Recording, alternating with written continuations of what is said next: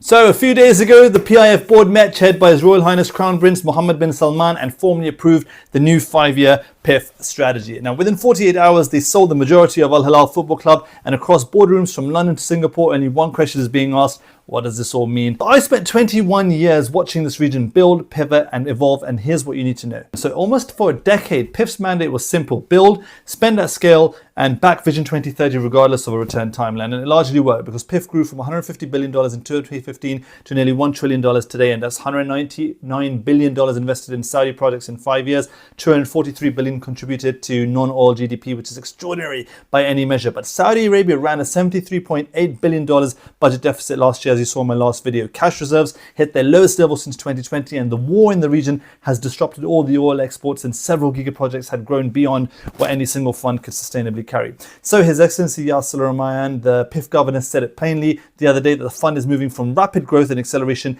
to sustained value creation. And the new model is bringing partners in, no longer doing this alone, and that shift is the entire story. So what's the new architecture? There's 3 portfolios. Number 1 is the Vision portfolio, which drives 6 economic ecosystems, which is tourism, urban development, advanced manufacturing, logistics, clean energy, and NEOM.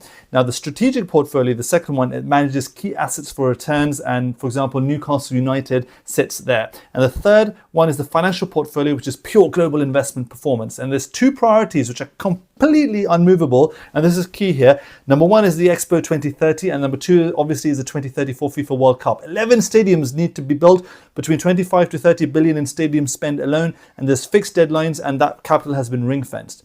Now, on NEOM specifically, His Excellency Al-Rumayyan's own words, he addressed this directly and publicly. There is a common perception, he said, that the line represents NEOM in its entirety, which is untrue, whereas in reality it's just one project within it. So when he asked whether the line must be completed by 2030, he simply said, look, I don't think so. It's good to have, but it's not a must-have. What the must-have is Oxygen, the industrial zone with the commercial port, data centers, and investors already on the ground. This is not a cancellation, it's a recalibration, stated clearly in public by the man who runs the fund, and I can attest to this because I've worked for NEOM for 3 years.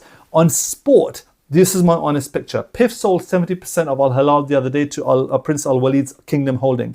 Al Nasser is expected to follow, but not confirmed. The governance and commercial work is done, so now comes the exit. And the LIV Golf, that has funding through till 2026, but nothing confirmed beyond that, because over $6 billion has already been invested in the project, where the CEO admits that it's not even going to be profitable for 5 to 10 years. And that sits uncomfortably inside a returns-first strategy.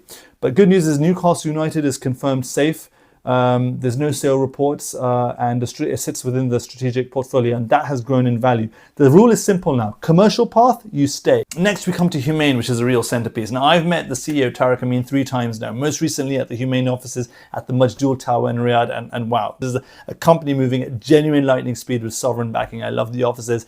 And here's what I think. It launched in May 2025, and in just under 12 months, it signed $23 billion in partnerships. NVIDIA, AWS, AMD, Cisco, XAI, Grok, Qualcomm, Aramco. 11 data centers under construction right now, with 1.9 gigawatts of AI compute by 2030, scaling to 6.6 gigawatts by 2034. Alam, its first Arabic AI model, already living inside the Saudi government, and HUMAIN 1, its operating system, being rolled out globally. His Excellency Al-Rumayyan confirmed it himself. AI wasn't even a top priority last cycle, and now it's the flagship. At launch, Tariq Amin told the Financial Times the world is hungry for capacity, and we're definitely not taking it slow. Now, His Royal Highness has designated 2026 the year of AI, and HUMAIN is that engine. So what does this mean for you? If you're a business in Saudi, there's 70 billion Saudi riyals in co-investment opportunities that are on the table. PIF wants partners, not spectators. Global investors. There's 3 portfolios with clear mandates. There's AA3 Moody's, AA plus Fitch, returns first, and that's your language now. So construction and real estate, the open pipeline is closed. You've got to move towards AI infrastructure, event venues, and clean energy. If you're thinking about a career move to the Gulf, this strategy is your hiring map. AI, engineering, clean energy, financial services. The roles being created now are better defined and more commercially grounded than anything ever before. The door is open. Saudi Arabia has moved from the era of what we're going to build to the era of what we're going to earn. And that is maturity. It's not a retreat. So stay close. This is GulfWire.